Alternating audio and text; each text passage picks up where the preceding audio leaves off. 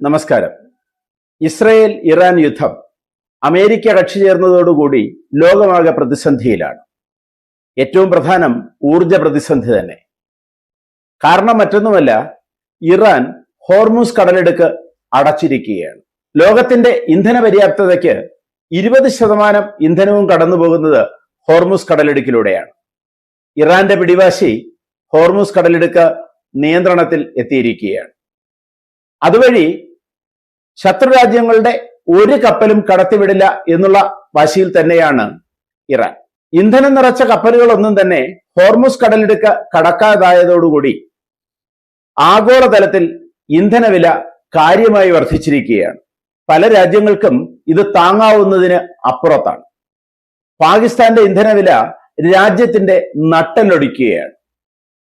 Subsidy നൽകി രാജ്യത്തെ ജനങ്ങളെ രക്ഷിക്കത്തക്ക സാമ്പത്തിക പര്യാപ്തതയിലല്ല പാകിസ്ഥാൻ. അതുകൊണ്ട് തന്നെ വിപണിയിലെ വില വർധനവ് ജനങ്ങളിൽ നേരിട്ടെത്തിക്കാൻ തന്നെ സർക്കാർ തീരുമാനിച്ചു. ചെറിയ സബ്സിഡി നൽകി കുറച്ചു മാസത്തേക്ക് വിപണിയെ പിടിച്ചു നിർത്താൻ പാകിസ്ഥാൻ ശ്രമിക്കുന്നുണ്ട്. എങ്കിലും സാധാരണ ജനങ്ങളുടെ നട്ടെല്ലൊടിയുകയാണ്, പണപ്പെരുപ്പം വർദ്ധിക്കുകയാണ്. ഒന്നാമത്തെ ആഭ്യന്തര യുദ്ധത്തിൽ നട്ടം തിരിയുന്ന പാകിസ്ഥാൻ ഈ മാസം തന്നെ 2ാം തവണയാണ് വില വർധനവിന് നിർബന്ധിതമായിരിക്കുന്നത്.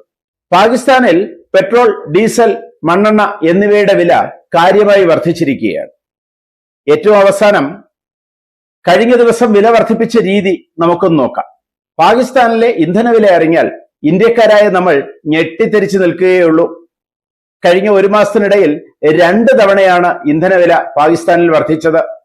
ആ വർദ്ധിച്ച നിരക്ക് നമുക്കൊന്ന് നോക്കാം. പെട്രോളിന് 137 രൂപ 24 പൈസ വർദ്ധിച്ച് 1 ലിറ്ററിന് 488 രൂപയാണ് പാകിസ്ഥാനിലെ ഇന്നത്തെ വില. ഡീസലിന് 184 രൂപ 49 പൈസ വർദ്ധിച്ച് 520 രൂപ 35 പൈസയാണ് ഇന്നത്തെ പുതുക്കിയ വില. മണ്ണെണ്ണയ്ക്ക് 34 രൂപ 8 പൈസ വർദ്ധിച്ച് 457 രൂപ 80 പൈസയാണ് ഇന്നത്തെ വില. സാമ്പത്തികമായി പൊതുവെ നട്ടലൊടിഞ്ഞു നിൽക്കുന്ന പാകിസ്ഥാന് ഇത് താങ്ങാൻ കഴിയുന്നതിന് അപ്പുറമാണ്. എന്നാൽ സർക്കാർ ചില സബ്സിഡികൾ അനുവദിച്ചിട്ടുണ്ട്. സബ്സിഡിയുടെ കാര്യം രസകരമാണ്. പെട്രോളിനാണെങ്കിൽ ബൈക്കിന് 100 രൂപ സബ്സിഡി അനുവദിച്ചുകൊണ്ട് പരമാവധി ഒരു മാസം 20 ലിറ്റർ വീതം 3 മാസം ഒരാളിന് വാങ്ങാം. ചെറുകിട കർഷകർക്ക് 1500 രൂപ ഒറ്റത്തവണ സബ്സിഡി.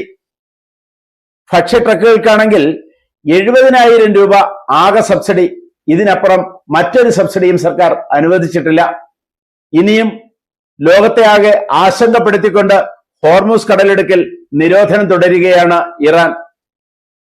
ഹോർമുസ് കടലിടുക്കിൽ ടോൾ നിരക്കുകൾ ഈടാക്കാൻ ഇറാൻ തീരുമാനിച്ചിരിക്കുന്നു. യുദ്ധക്കെടുതിയിലുണ്ടായ നഷ്ടങ്ങൾ നികത്താൻ ഈ ടോൾ നിരക്കുകൾ കൊണ്ട് കഴിയുമെന്നാണ് ഇറാന്റെ വാദം. അതുകൊണ്ട് തന്നെ ആഗോളതലത്തിൽ ഇന്ധനവില ഇനിയും വർദ്ധിക്കാനാണ് സാധ്യത. പാകിസ്ഥാൻ പോലുള്ള ആകെ നട്ടം തിരിഞ്ഞു നിൽക്കുന്ന രാജ്യങ്ങൾ നട്ടലൊടിയുകയല്ലാതെ മറ്റു വഴിയില്ല. ഈ യുദ്ധം എത്രയും പെട്ടെന്ന് അവസാനിക്കട്ടെ എന്ന് പ്രാർത്ഥിക്കാനേ നമുക്ക് കഴിയൂ. കൂടുതൽ വാർത്തകളും വിശേഷങ്ങളുമായി ഉടൻ ദയവായി ഈ ചാനൽ സബ്സ്ക്രൈബ് ചെയ്യുക.